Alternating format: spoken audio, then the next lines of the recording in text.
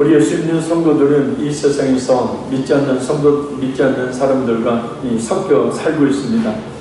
그런데 누구와 그리스도인인지 또 누가 불신자인지 쉽게 구분하지를 못한 채 또 살아갑니다. 예수를 믿는 사람은 분명하게 믿는 사람다운 모습이 나타나야 되고 또 불신자는 불신자다운 모습이 나타나야 되는데 말입니다. 우리는 분명히 예수님을 믿는 그리스도인이기 때문에 우리에게는 세상 사람들과 분명하게 구별되는 모습이 있어야 합니다. 그것이 무엇인지 오늘 본문을 통해서 깨닫고 정말 진실한 믿음을 소유한 성도, 진실한 믿음의 열매를 보여서 그리스도임을 만천에 전하는 참 그리스도인 될 수 있기를 간절히 바랍니다. 오늘 본문을 이해하기 위해서 먼저 앞다르기 말씀을 간략하게 정리해 봅니다. 블레셋 족속들이 삼손을 잡으려고 유다지파 땅인 레이에 몰려와 진을 치게 됩니다. 이때 놀란 유다지파의 3,000명의 사람들이 삼손을 찾아와서 이 삼손을 결박하고 블레셋 사람들에게 넘겨줍니다. 곧 동족의 손에 결박당한 삼손은 레이에 진을 치고 있던 블레셋 진영에 이르게 되어지고 바로 오늘 본문은 그 블레셋 진영에서 일어난 놀라운 사건에 대한 언급입니다. 과연 어떤 사건이 일어났을까요? 그리고 이 사건이 갖는 의미는 무엇일까요? 이 시간 성령 하나님께서 역사해 주심으로 하늘의 그 신령한 은혜가 우리 모두 가운데 임하는 귀한 시간 되기를 간절히 바랍니다. 우리 14절 말씀 읽겠습니다. 삼손이 레이에 이름에 블레셋 사람들이 그에게로 마주 나가며 소리 지를 때 여호와의 영이 삼손에게 갑자기 임하시매 그의 팔 위에 밧줄이 불탄 삼과 같이 그의 결박되었던 손에서 떨어진지라. 아멘. 삼손이 블레셋에 결박되어서 오자 블레셋 사람들을 이 자신을 두렵게 했던 그 삼손이 결박되어오자 마치 전쟁에서 적군의 장수를 잡은 것처럼 환호성을 지릅니다. 바로 그때 여호와 영이 삼손에게 강하게 임하십니다. 오늘 보면 여호와 영이 그에게 강하게 임하여 라는 뜻입니다. 갑자기 임하는데 강하게 임하신다. 성령 하나님께서 강권적으로 삼손에게 임하시자 삼손을 결박하고 있던 밧줄이 마치 불에 탄 산과 같이 삼손 위에서 떨어져 풀려버립니다. 너무나 쉽게 밧줄이 끊어졌음을 알 수 있습니다. 이 사건은 성도들을 에워싸고 있는 악한 영들의 세력이 아무리 강하다 할지라도 성령의 권능을 힘입은 자들에게는 불에 탄 산줄과 같이 소멸된다는 것을 알 수 있습니다. 성령이 강하게 임하시자 삼손을 결박하고 있던 삼줄이 마치 불에 탄 것처럼 끊어져 버린 것, 이것은 또한 예수님께서 하나님의 권능으로 죄와 사망의 권세를 끊고 부활하신 사실과 잘 비교가 됩니다. 성령께서 임하시면 예수님의 십자가의 그 구속의 은혜와 그 부활의 능력으로 모든 죄와 사망의 권세는 끊어져 버립니다. 따라서 우리는 예수를 믿는 진실한 믿음을 가져서 죄에서 사망에서 벗어나야 합니다. 그리고 무엇보다 성령의 권능을 믿고 의지하면 어떤 악한 그런 세력의 속박에서도 자유할 수가 있게 되어집니다. 성령께서 강하게 임하시면 어떤 일이 일어날까요? 시편 118편 10절에서 14절 말씀입니다. 문 나라가 나를 에워쌌으나 내가 여호와의 이름으로 그들을 끊으리로다. 그들이 나를 에워쌌으나 내가 여호와의 이름으로 그들을 끊으리로다. 그들이 벌들처럼 나를 에워쌌으나 가시덤불에 불같이 타 없어졌나니 내가 여호와의 이름으로 그들을 끊으리로다. 너는 나를 밀쳐 넘어뜨리려 하였으나 여호와께서는 나를 도우셨도다. 여호와는 나의 능력과 찬송이시여 또 나의 구원이 되셨도다. 아멘.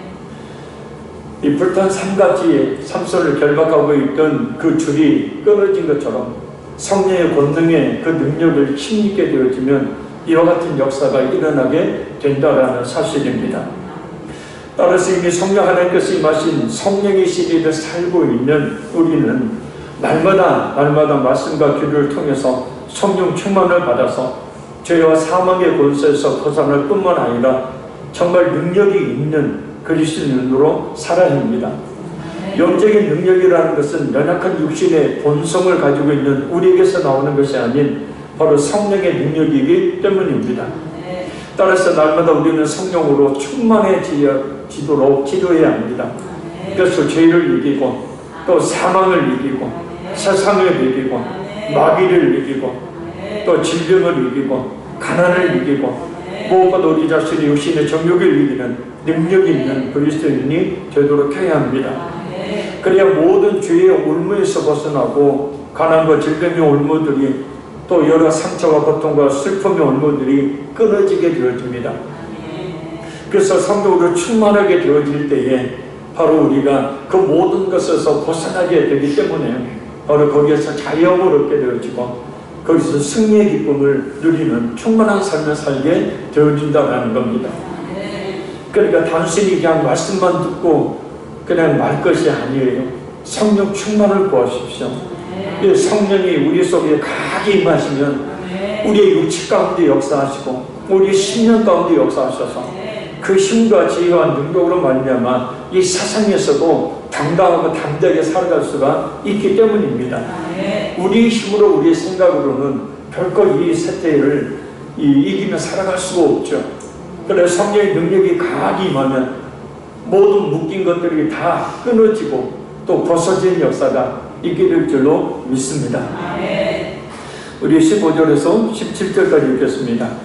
삼손이 나귀의 새 턱뼈를 보고 손을 내밀어 집어들고 그 서로 천명을 죽이고 이르되 나귀의 턱뼈로 한 더미 두 더미를 쌓았으며 나귀의 턱뼈로 내가 천명을 죽였도다 합니다. 그가 말을 마치고 턱뼈를 자기 손에서 내던지고 그것을 라맛 레히라 이름하였더라. 아멘. 성령 하나님께서 강력하게 삼손에게 임하여 삼손을 결박하고 있던 삼줄이 불에 탄 것처럼 끊어지자 삼손은 눈에 보인 새 나귀의 턱뼈를 집어들어서 순식간에 천명을 죽입니다.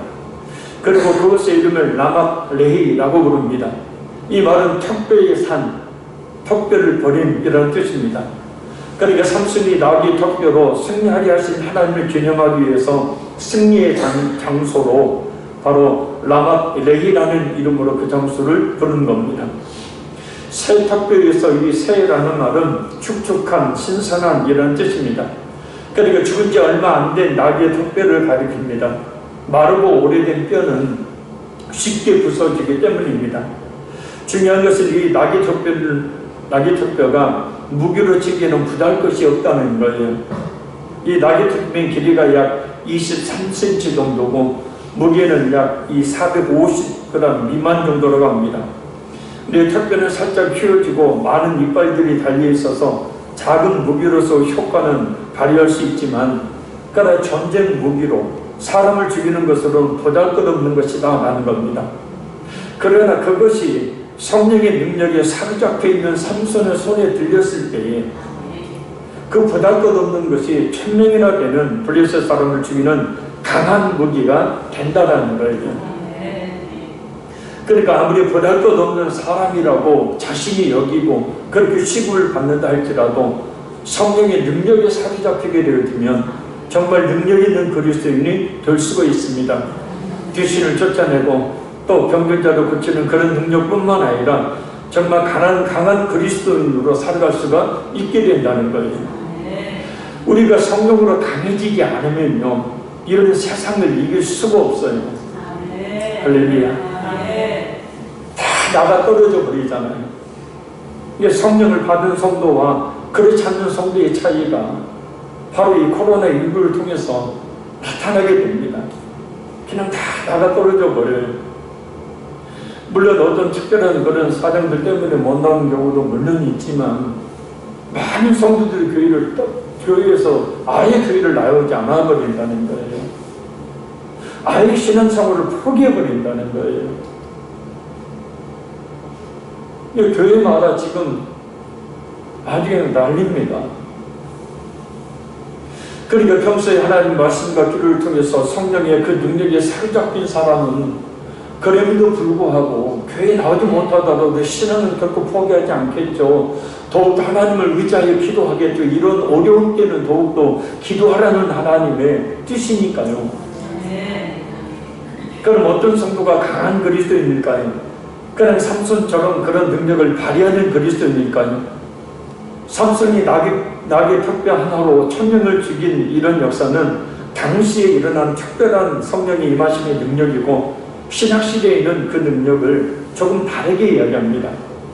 고린도전서 1장 26절에서 29절 말씀입니다. 형제들아 너희를 부르심을 보라. 육체를 따라 지혜로운 자가 많지 아니하며 능한 자가 많지 아니하며 문벌 좋은 자가 많지 아니하도다. 그러나 하나님께서 세상에 미련한 것들을 택하사 지혜 있는 자들을 부끄럽게 하려 하시고 세상에 약한 것들을 택하사 강한 자들을 부끄럽게 하려 하시며 하나님께서 세상에 천한 것들과 멸시받는 것들과 없는 것들을 택하사 있는 것들을 패하려 하시나니 이는 아무 육체도 하나님 앞에서 자랑하지 못하게 하려 하십니다. 바로 이것이 성령의 능력으로 나타나는 형상이에요. 세상의 기준으로 보면 미련한 사람이 어떻게 지혜로운 사람을 이깁니까? 세상의 기준으로 보면 어떻게 약한 사람이 강한 사람을 이깁니까? 세상적으로 보면 어떻게 천한 멸시받는 없는 사람들이 있는 사람들을 이길 수 있습니까? 못 이기는 거죠. 그러나 성령의 능력을 힘입게 되어주면 능히 그러한 일이 있을 수 있다는 거예요. 그렇다면 진정한 능력은 무엇입니까? 바로 복음이 능력입니다. 로마서 1장 16절 말씀입니다. 내가 복음을 부끄러워하지 아니하노니 이 복음은 모든 믿는 자에게 구원을 주시는 하나님의 능력이 됩니다. 고린도전서 1장 18절 말씀입니다. 십자가의 도가 멸망하는 자에게는 미련한 것이요 구원을 받는 우리에게는 하나님의 능력이라.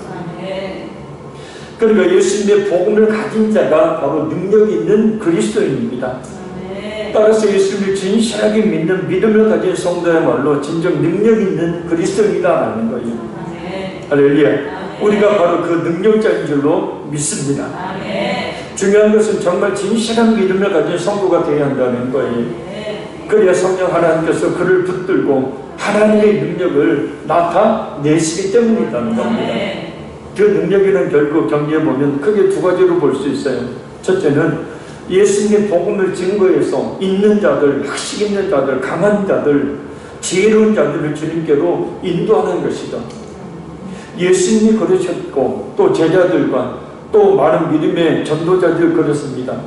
바로 복음을 그 따르는 표적과 함께 그 능력을 나타냄으로 증거했기 때문에 마가복음 16장 20절 말씀입니다. 제자들이 나가 두루 전파할 때 하나님께서 따르는 표적으로 그 말씀을 확실히 증언하시느니라. 따르는 표적은 귀신을 쫓아내고 병든 자를 고치고 희한한 능력을 나타내는 걸 말하죠. 그런데 그 따르는 표적, 그 능력은 무엇 때문에 능력이 나타났냐면 바로 복음을 증거하기 위해서예요. 따르는 표적으로 말씀을 확실히 증언하시느니라. 그래서 정말 능력이 있는 그리스도인이란 예수님의 복음을 증거하는 성도를 이야기해요. 왜냐하면 능력이 있어야 복음을 증거할 수 있기 때문이라는 거예요. 성령의 능력에 사로잡혀야 이런 때에 자신의 믿음을 지킬 수 있을 뿐만 아니라 성령의 능력에 사로잡혀야 바로 복음을 증거할 수 있는 자가 될 수가 있다는 거예요. 코로나19로 인해서 교회에 대한 기독교에 대한 부정적 인식이 쌓여버리니까 지금은 전도할 때가 아니다. 그렇게 다 그냥 손을 놓아버리더라고요. 그러니까 그 주님 주신 능력이라는 것이 다 들어가버리는 거예요. 둘째는 예수님을 믿는 자로서 성령의 아합과 열매를 맺음으로 예수님의 영광을 드러내는 것이 바로 능력이에요. 우리가 잘 알고 있는 성령의 9가지 열매를 맺는 것은 아무나 할 수 있는 것이 아니잖아요. 성령을 받은 자만이, 성령의 능력에 사로잡힌 자만이 맺을 수 있는 것 아닙니까? 그래서 따라서 우리는 성령의 충만함을 구하여 받아야 합니다. 그래서 그런 능력의 열매를 맺을 수 있는 사람으로, 복음을 증거할 수 있는 사람으로, 그 능력을 나타내는 사람으로 살아야 한다는 거예요. 이 어려운 때일수록 그리스도인의 능력이 나타나야 된다는 거예요. 삼손에게 성령께서 강하게 임하심으로 놀라운 능력을 나타낸 것처럼 말입니다. 우리 18절 말씀 읽겠습니다. 삼손이 심히 목이 말라 여호와께서 부르짖어 이르되 주께서 종의 손을 통하여 이 큰 은혜를 베푸셨사오니 내가 이제 목말라 죽어서 할례받지 못한 자들의 손에 떨어지겠나이다 하니. 아멘. 삼손은 나귀 그 턱뼈 하나로 혼자 1000명을 죽이는 혈투를 벌이죠. 얼마나 힘들었겠어요. 1000명이나 한 번만 쳐도 1000번을 쳐야 되니까. 생각해 보십시오. 1000번을 친다는 거. 뭐 한 번 쳐서 죽겠어요, 사람이? 여러 번 쳤겠죠. 그래서 심히 목이 마르게 됩니다. 이 베이커라는 신학자에 의하면 삼손이 블레셋과 싸울 때 바로 여름이었기 때문에 매우 무더웠을 것이라는 겁니다. 그런 매우 무더운 날씨에 혼자서 1000명을 죽이는 싸움으로 탈진을 한 거예요. 이때 삼손은 자신의 갈증을 하나님께 기도함으로 호소를 하죠. 근데 메추엘리 박사는 삼손이 심히 갈증을 느낀 것은 오랜 싸움으로 탈진했기 때문이지만 그것은 하나님의 특별한 계획이 있었기 때문이라고 합니다. 곧 하나님은 삼손의 힘과 능력이 삼손 자신에게서 나온 것이 아니라 하나님의 능력이 힘있는 것임을 가르쳐서 삼손을 하여금 교만하지 못하도록 하시기 위해서 그런 갈증을 느끼도록 하셨다는 거예요. 그래서 바로 삼손이 16절에서 나귀의 턱뼈로 내가 1000명을 죽였다 라고 하는 말을 통해서 알 수 있습니다. 내가 1000명을 죽였다. 근데 1000명을 죽이고 난 뒤에는 목이 말라서 죽을 지경입니다. 탈진해서 죽을 지경입니다. 그러니까 그런 상황 속에서 하나님께 기도함을 통하여서 그 갈증을 해소받기는 하지만 그러나 결국은 그 모든 것들은 결국은 하나님의 힘, 하나님의 능력이라는 것을 이 삼손으로 하여금 깨달아 알 수 있도록 했다는 거예요. 삼손이 하나님께 드리는 기도는 그래서 세 가지 내용이 있습니다.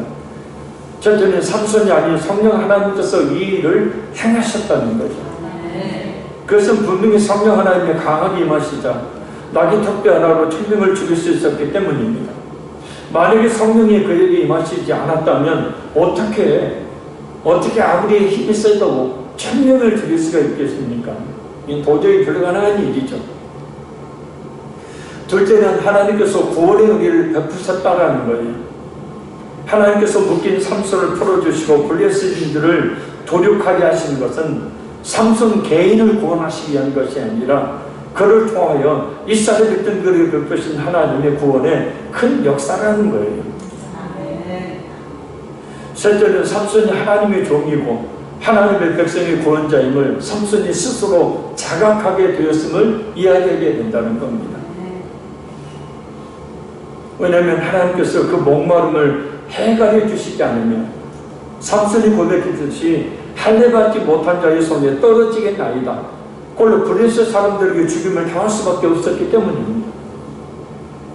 그래서 이 기도는 극한 탈진 속에서 자신의 생명에 자신의 힘이 아닌 하나님께 달려있음을 깨달아 고백하는 것이라는 거예요. 자신이 하나님의 종임을 세상 깨닫게 되는 겁니다. 여기서 우리도 두 가지 교훈을 살펴볼 수 있습니다. 첫째, 우리의 영적 갈증을 해소할 수 있는 분은 오직 하나님 한 분뿐이다. 요한복음 4장 13절 14절 말씀입니다.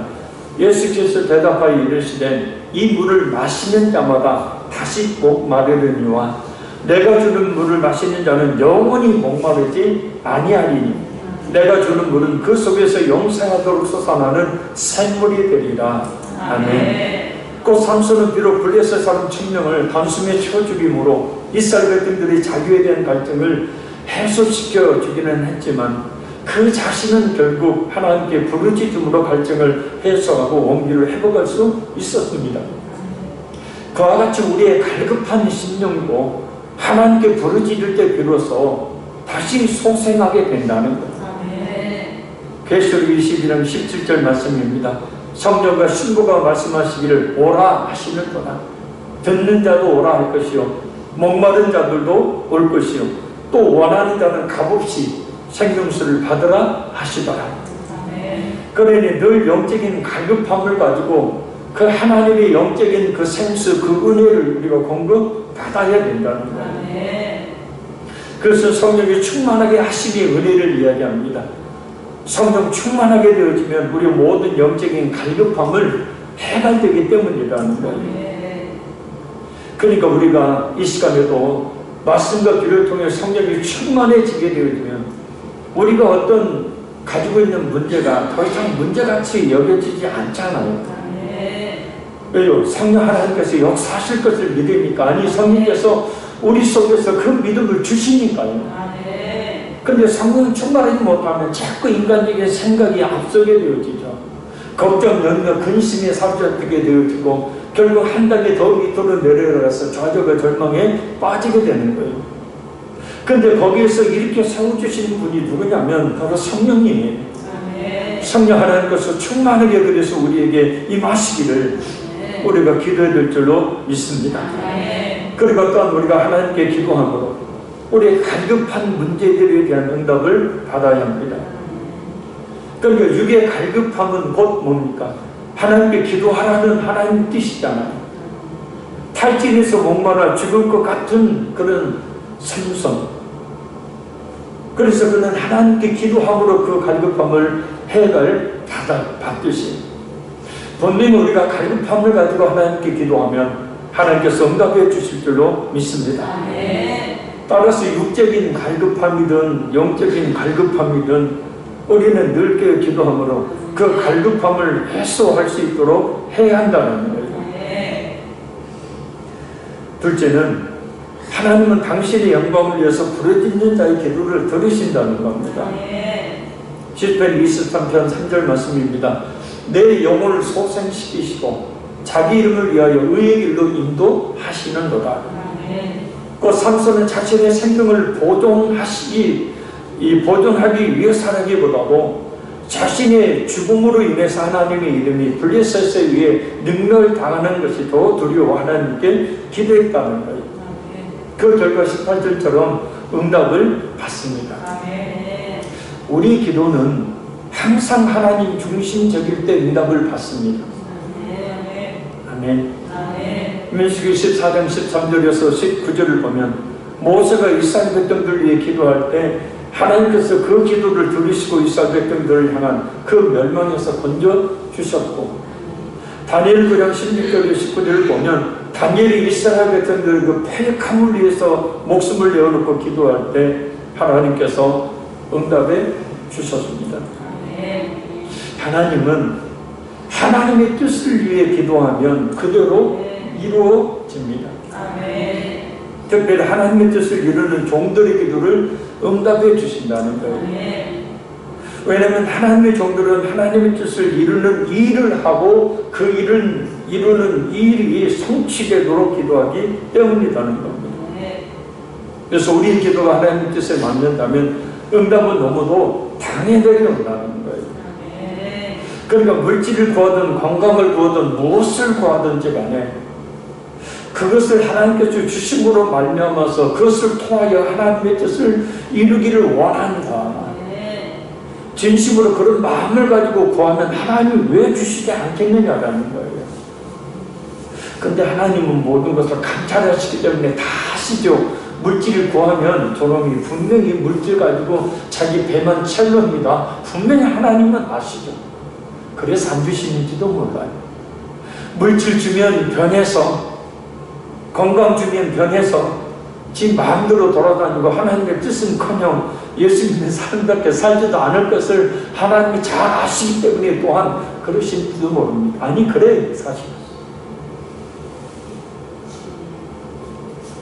그래서 하나님 제게 물질을 주시면, 제게 건강을 주시면, 하나님 제게 필요한 유화 같은 것들을 주시면 하나님이 모든 것들을 하나님의 뜻을 위하여 사용하고 하나님의 뜻을 이루는 일을 위해서 살아가겠습니다.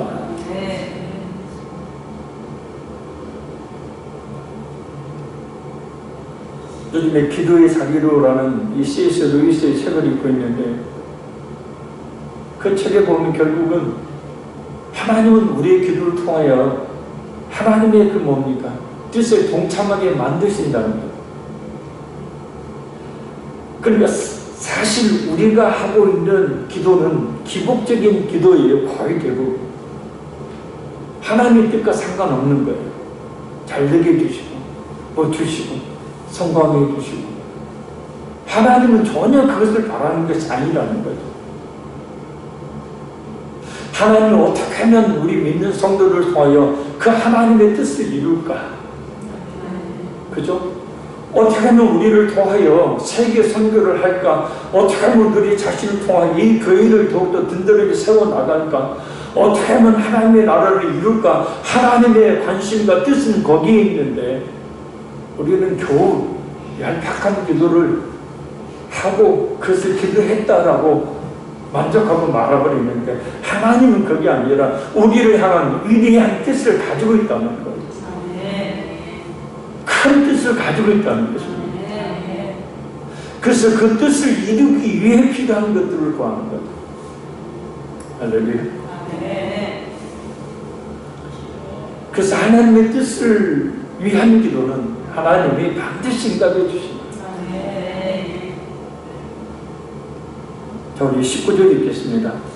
하나님이 레위에서 한 우묵한 곳을 터뜨리시니 거기서 물이 솟아나오는지라. 삼손이 그것을 마시고 정신이 회복되어 소생하니 그러므로 그 샘 이름을 엔하꼬레라 불렀으며 그 샘이 오늘까지 레위에 있더라. 아멘. 하나님은 삼손의 기도를 들으시고 한 우묵한 곳을 터뜨리셔서 물을 내어주십니다. 이 팔레스타인 지역은 이 퇴적함으로, 퇴적암으로 분류되어 있어요. 그래서 지표 바로 밑에 물이 보일 수 있는 구덩이들이 있는 특징이 있다고 합니다. 그래서 지표를 조금만 뚫으면 고여있는 물들이 흘러나온다고 해요. 하나님께서 바로 이 퇴적함을 터뜨리셔서 물을 내어 삼손으로 하여금 마시게 한 겁니다. 그래서 삼손이 그것을 마시고 정신이 회복되어 소생하니, 그래 정신이 든 거예요. 살아날 힘을 얻게 된 거죠. 그래서 그 샘 이름을 엔하꼬레라고 부릅니다. 이 엔하꼬레란 말은 부르짖는 자의 샘, 그의 외침에 응답한 우물이라는 뜻입니다. 그러니까 하나님께서 우리의 부르짖음에 엔하꼬레의 응답을 해주신 은혜가 충만하게 되기를 바랍니다. 중요한 것은 목이 말라 곧 탈진해서 죽을 것 같은 상황 가운데서 삼손이 간거였고, 하나님께서는 엔하꼬레를 그에게 주셨다는 거예요. 그러니 무엇보다 우리에게 필요한 것은 바랍니다. 갈급합니다. 갈급합니다. 그런데 우리의 영의 그 갈급함이라는 것은 사실 육이 갈급해지지 않으면 얻을 방법이 없습니다. 어떤 문제 없으면, 고난 없으면, 그런 육의 갈급함이 없으면 영의 갈급함은 없어요. 영의 갈급함이 있으면 하나님을 찾아 이렇게 갈급하니까 삼손이 하나님 앞에 기도하잖아요. 1000명 죽인 거 이거 뭐 소용없어요. 지금 다 죽게 생겼는데. 그러니까 그 갈급함 때문에, 육의 갈급함 때문에 하나님께 기도하는 거잖아요. 우리 역시도 마찬가지 아닙니까? 안 그래요? 어떤 문제가 있으면 하나님께 나와서 막 기도하는데 문제 없으면 기도할 마음 별로 없잖아요. 진짜 어떤 수준에 도달한 성도, 문제가 있든지 문제가 없든지 늘 하나님께 기도하는 그런 성도를 제외하고는요, 갈급함이 그래서 우리에게 필요한 겁니다. 그래야, 아니 목이 말라야 물을 찾잖아요. 갈급해야 이 문제가 해결돼야 한다는 그런 갈급함이 있어야 하나님께 기도하지 않습니다. 그래서 우리는 우리의 육의 어떤 갈급한 문제가 있을 때 그것은 100% 영의 갈급함을 이어지고, 영의 갈급함은 결국은 이 삼손처럼 하나님께 부르짖어 기도하게 된다는 거예요. 그리고 하나님은 그 기도를 들으시고 그 육의 갈급함을 해결해 주신다는 거예요.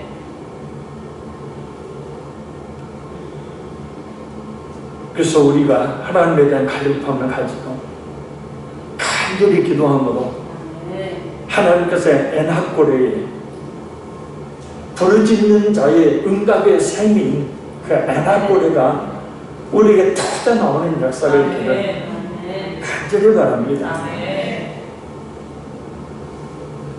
그래서 진짜 참 믿음을 가진 성도는 하나님 저에게 때때로 적절한 고난을 좀 주십시오. 제가 지금 미친 소리 하고 있죠. 고난 없어야 되는데. 아니에요. 아닙니다.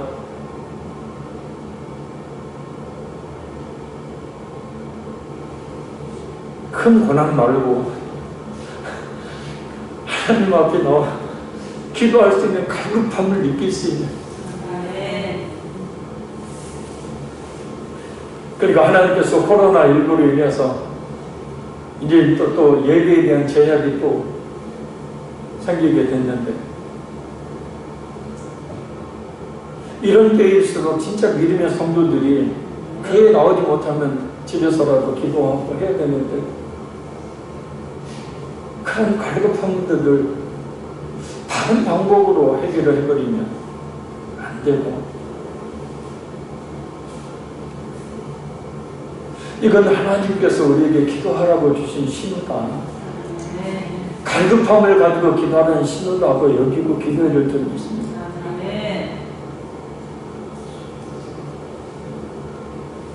우리 마지막 20절 읽겠습니다.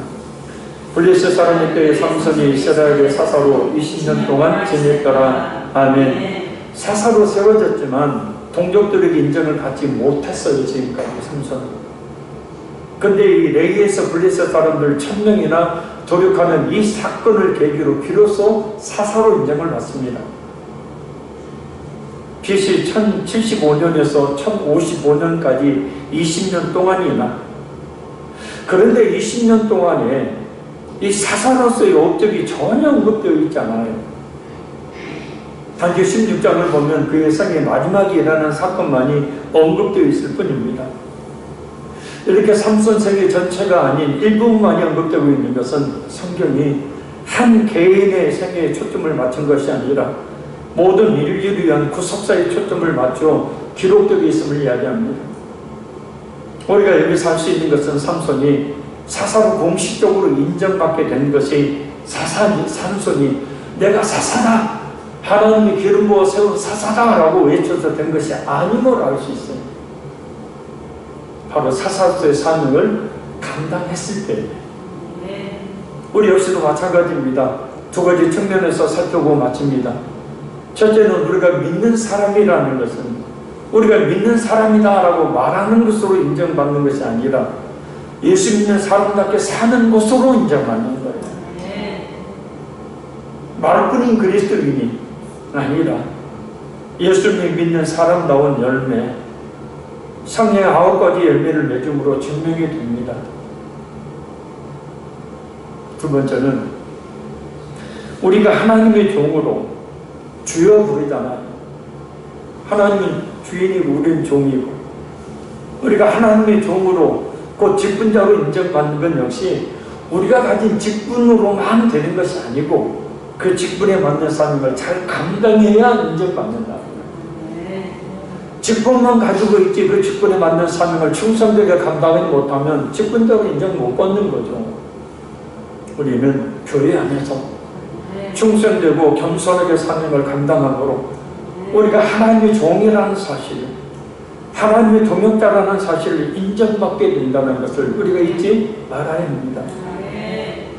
예수님의 비유 말씀처럼 한 달란트 받아놓고 한 달란트 그대로 묻어놓는 게으르고 악한 종, 지옥으로 던져져 버리는 그런 종이 아니라 우리에게 주신 하나님의 그 달란트들을 그죠? 남긴다는 것은 뭐예요?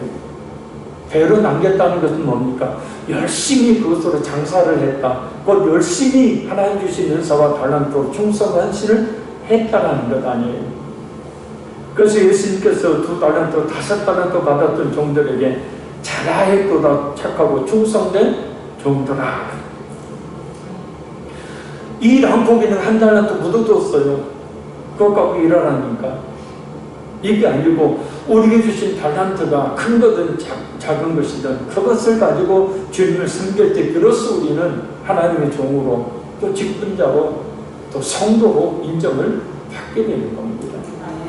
그건 우리도 마찬가지잖아요. 서로 그렇게 평가하잖아요.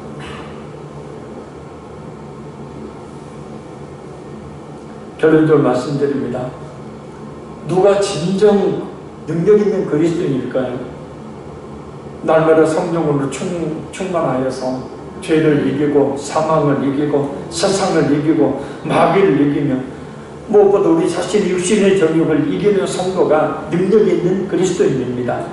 그래야 모든 죄의 올무들이, 가난과 질병의 올무들이, 상처와 고통과 슬픔들이 끊어집니다. 그래서 항상 승리의 기쁨으로 충만한 삶을 살 수가 있게 되는 겁니다. 아무리 보잘것없는 사람이라 할지라도 성령의 능력에 사로잡히면 정말 능력 있는 그리스도인이 되어서 예수님의 복음을 증거하고 또 성령 악과의 열매를 맺으니, 다시 말하지만 성령의 충만함을 우리가 구해야 될 줄로 믿습니다. 하나님은 하나님의 뜻을 이루기 위한 기도를 그대로 들으시고 응답해 주십니다. 그러니 늘 하나님의 뜻대로 구해야 합니다. 구하되 하나님께서 삼손에게 베풀으신 에나꼬리의 응답이 그의 갈급함에서 비롯되었던 것처럼 늘 하나님의 임재에 대한 갈급함, 그리고 우리의 육과 영의 갈급함을 가지고 기도해야 될 줄로 믿습니다. 그래야 부르짖는 자에게 솟아나는 셈인 그 에나꼬리의 응답의 역사가 있게 될 줄로 믿습니다. 우리가 믿는 삶에는 것을 인정받는 것은 말이 아닌 예수 그리스도를 믿는 사람답게 사는 것으로 되고, 우리가 하나님의 종으로 직분자로 받는 것 역시 말이 아닌 그 직분에 맞는 삶을 감당할 때입니다. 그리고 직분을 충실하게 잘 감당함으로 그리스도인으로 직분자로 인정받는 우리 모두가 될 수 있기를 간절히 소원합니다.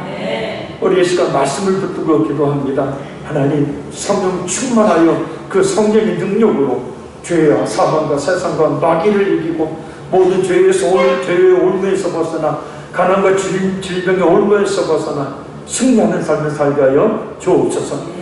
주여, 보잘것없는 저라도 성령의 능력에 사로잡히면 정말 능력 있는 그리스도인이 될 줄 믿사오니 아버지 하나님, 그 능력에 사로잡히기 위해서 성령으로 충만케 하여 주옵소서.